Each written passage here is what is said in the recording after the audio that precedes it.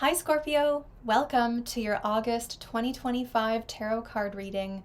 My name is Wendy, and today I will be using the Sybil Oracle deck as well as the Centennial edition of the Rider-Waite Smith Tarot deck. If you're not familiar, the Sybil deck is an oracle deck. It's quite old, and it's quite accurate, so I'm going to be using that for you. And the Centennial edition of the Rider-Waite Smith is basically a desaturated version of the cards to give it an antiquated look. All right, Scorpio, let's see what's coming up for you in the month of August. You were my #1 viewed video in July, so your video is coming out first. Scorpio.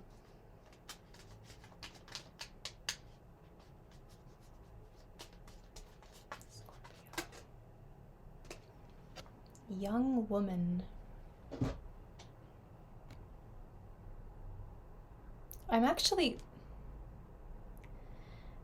quite drawn to the fountain in the back. It looks like a flag, or I don't know. We're going to pull some tarot cards and see what this is symbolizing.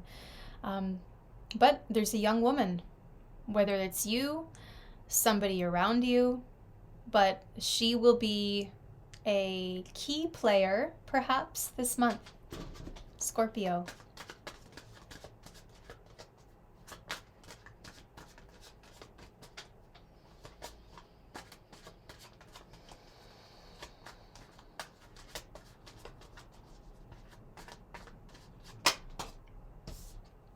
The Queen of Cups. Okay. So that's pretty close to your energy.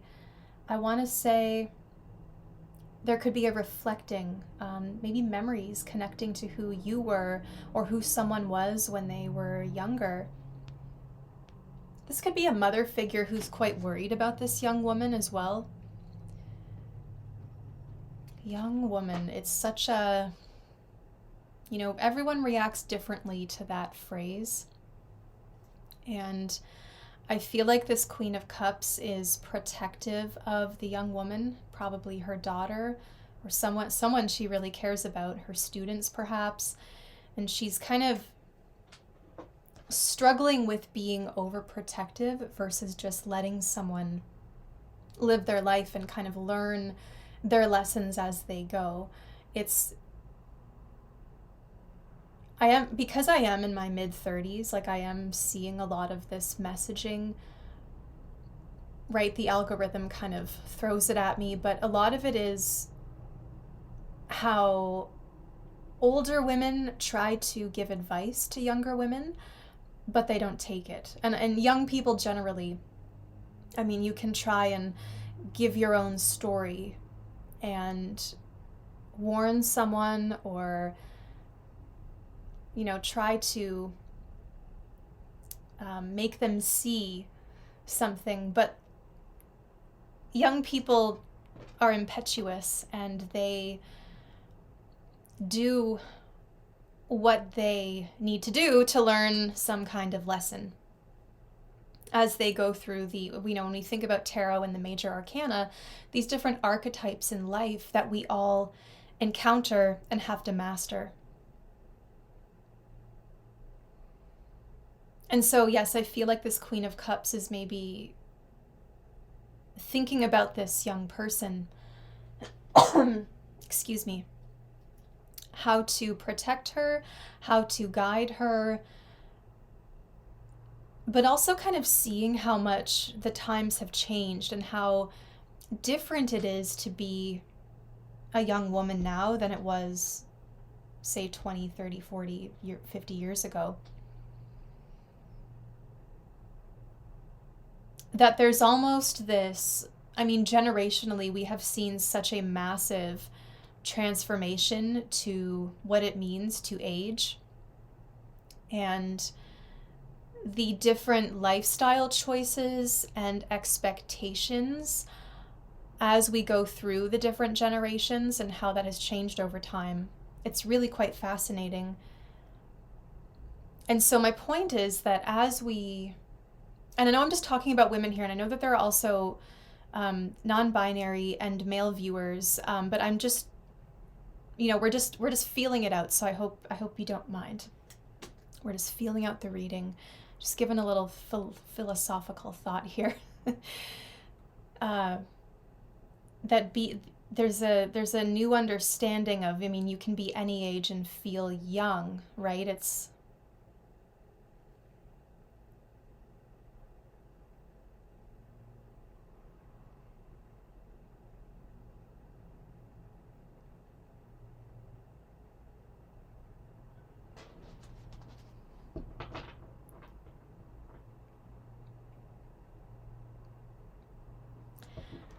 sometimes with this Queen of Cups, there could be a mother wound. You see how intently she's staring at that cup. What's in it? And why does she hold it so, with her back to the world? There's not much room for her either. It's inflexible, isn't it? Look at that. If the tide were to rise, it would cover her. And yet she wants to be close to the water, but yet she's not in it, not quite touching that edge. But I guarantee that it laps against her throne and her robes and her toes. So it's like wanting to be there but not fully immersed.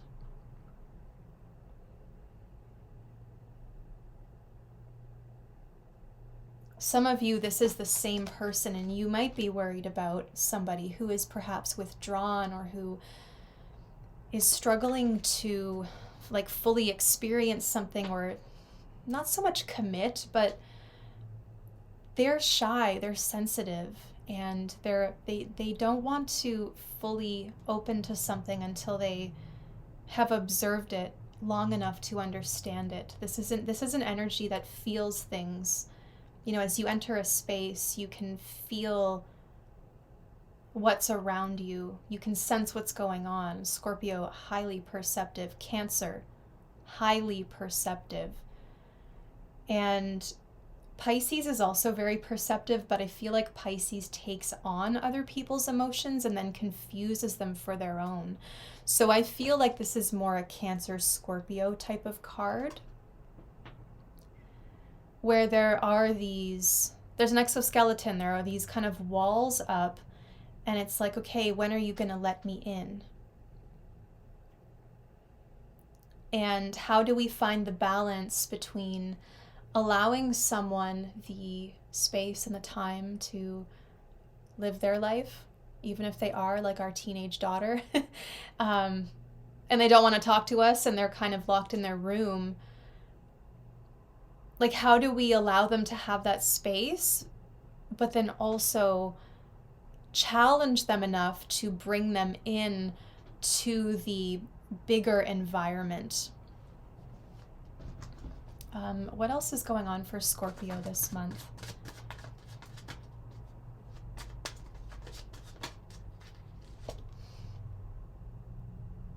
The High Priestess. Interesting, Leo had both of these for their reading for July. So it's interesting that now you, in Leo season, have the Queen of Cups with the High Priestess. The High Priestess she's sacred. Nothing can touch her. And she is the medium. She is the doorway, let's say, through which all else must pass in order to access that which she guards.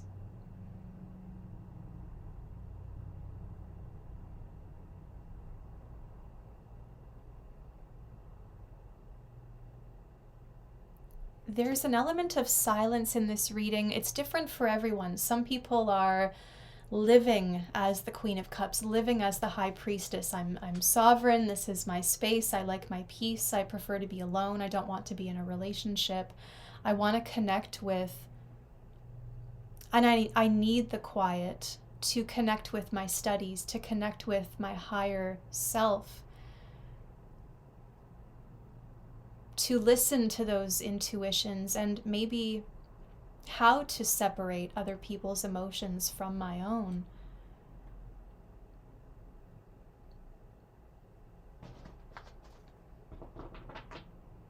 Somebody is not speaking here. So there's quiet.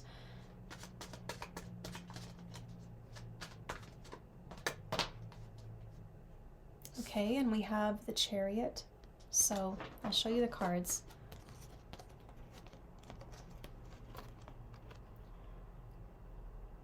Oops, there.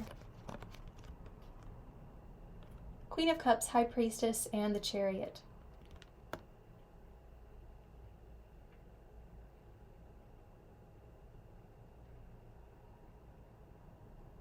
Okay, so now we're getting into it.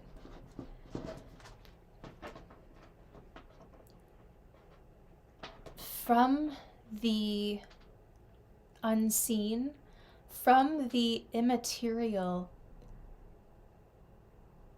develops, or there comes, the Chariot into a form, a materialized form.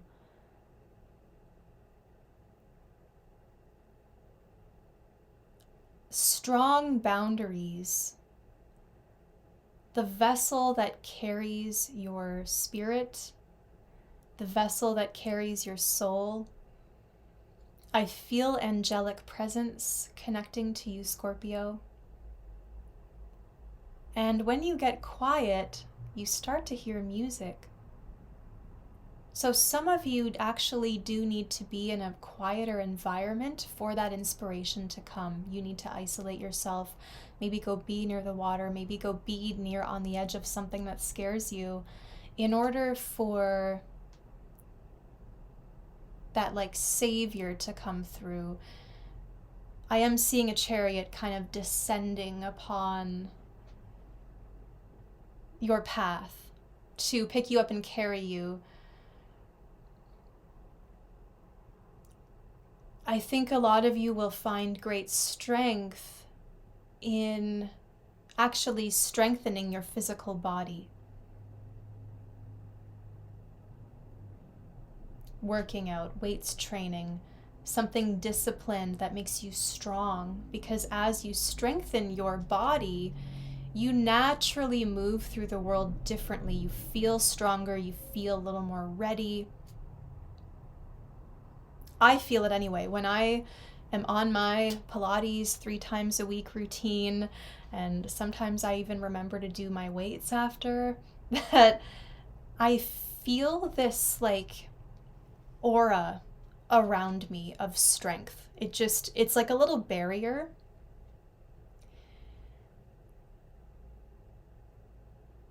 I heard subcutaneous. Membrane. It feels like a membrane. Some of you may be doing something quite scientific.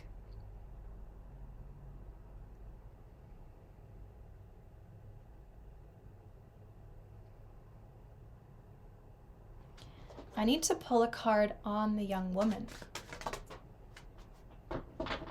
She just looks like she's blowing a whistle. I know that that's not what's happening, but it's just the way it's illustrated, but it looks like she's got a whistle, and this looked like a flag to me. Remember we said that at the beginning? And I was kind of seeing like, yeah, so I see a whistle and a flag. It kind of looks like a golf course. I mean, it could be racing, I don't know, but it's something like competitive with the Chariot card.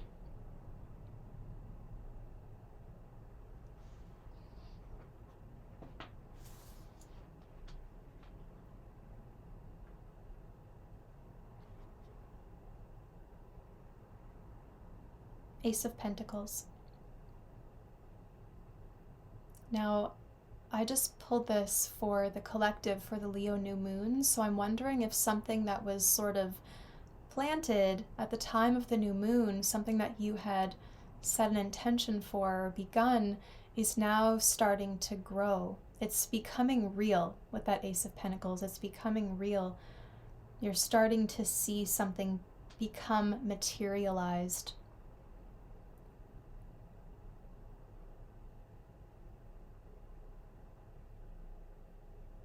For those of you who have been, because I do feel something quite scientific, did I say that already? Some of you, this could be the research you're doing, but I feel like maybe IVF or something like that. It feels like you win the medal. You are on your own. You're just absorbing the environment, observing, getting a sense of what's going on, and getting a sense of where everybody fits. And in the meantime, you're strengthening yourself because you know that you're going to eventually have to maybe find your place or be amongst these others. And it feels like you win with that Ace of Pentacles. Let's look at these cards one more time. I have to say too, the Ace of Pentacles is kind of like the beautiful pearl that has grown from this pressure or this detoxifying. Because when we talk about the High Priestess, I see like untouchable, pure, light, right? Healthy and well. And through this, like passing through the curtain of the High Priestess, she's not a person in that instance. It's just an energy, and you feel yourself moving through this unexplainable, immaterial veil, curtain, doorway. You walk through, and then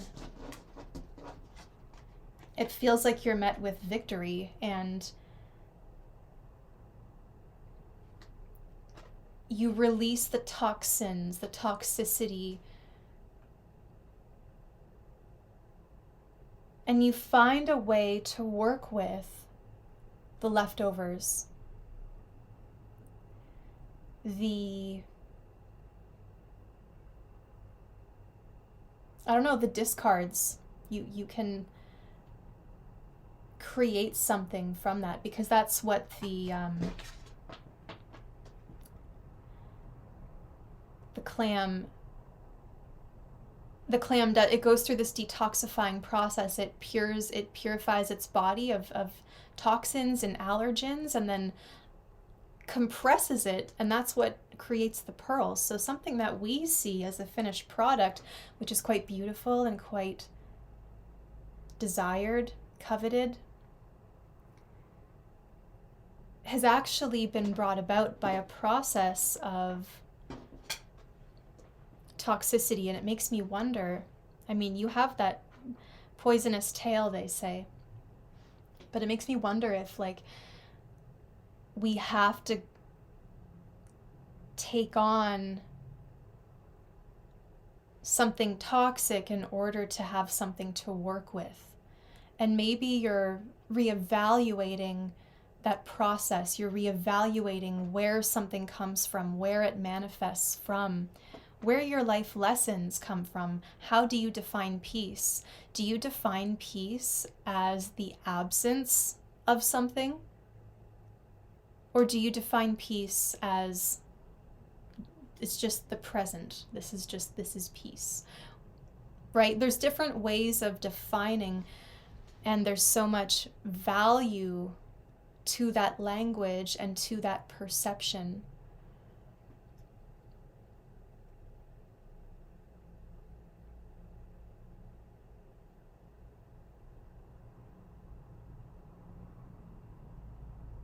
I don't know, someone out there, it's your daughter's birthday and you're buying her a vehicle, let's say, for her like 16th birthday or something. And so congratulations to her. She's on her way. And this represent, like, you're gifting somebody I kind of see generational wealth here as well. You're gifting somebody like a starting place, a new financial beginning, right? oh, you just got a new job, now you need a car, okay, let's go find one for you. And it feels like someone is really growing in a lot of ways, but I know that that's not applicable to everyone. It's hard to make these readings applicable to everyone, so I think I need to release that. But that's exciting if that's your story. There's just something very deep, very spiritual going on this month.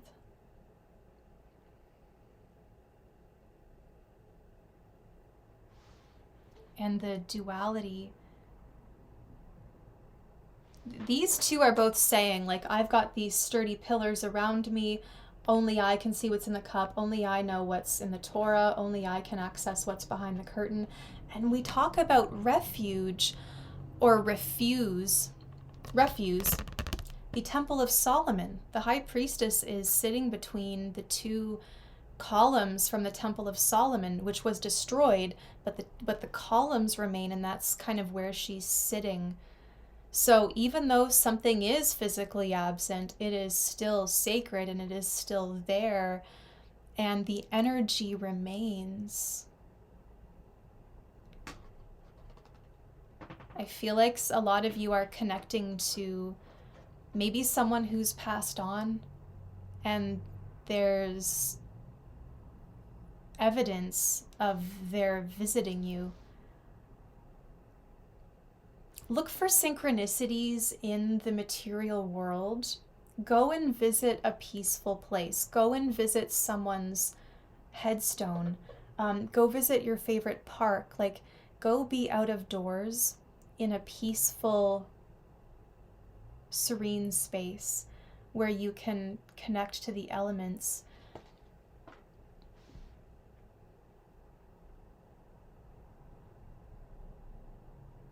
It's a new beginning. It feels safe. It feels strong. It feels like after a period of mystery and unknowing, finally we're getting somewhere. Finally, we got the chariot. We can start to move forward a little bit faster. So there is growth, there is progress this month.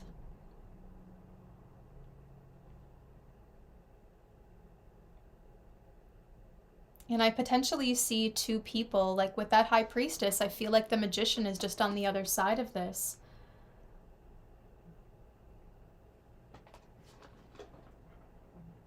With the chariot being those two. Oh, so what I wanted to say was the sphinxes also are representing those, that duality of light and dark, of all that is, incorporating it, the masculine, the feminine, how things are polar to one another. And I talked about the creation and destruction polarity in the new moon video as well. And it seems like that's kind of what you're connecting to here, these themes of polarity, but how they also cannot exist without one another. And sometimes the existence of one creates the existence of the other, etc. It's an interesting reading, Scorpio, but I think I will leave that there. If you would like a personal reading with me, I would love to read your cards. My books are open. The instructions for that are just below in the description box. So all you have to do is email me to set up a reading. The reading is $50 Canadian, or pay what you can. So nobody will be turned away. Everyone can get a reading. Please email me, and I would love to read for you. So until the next reading, Scorpio, I hope you have a great month, and I'll talk to you soon.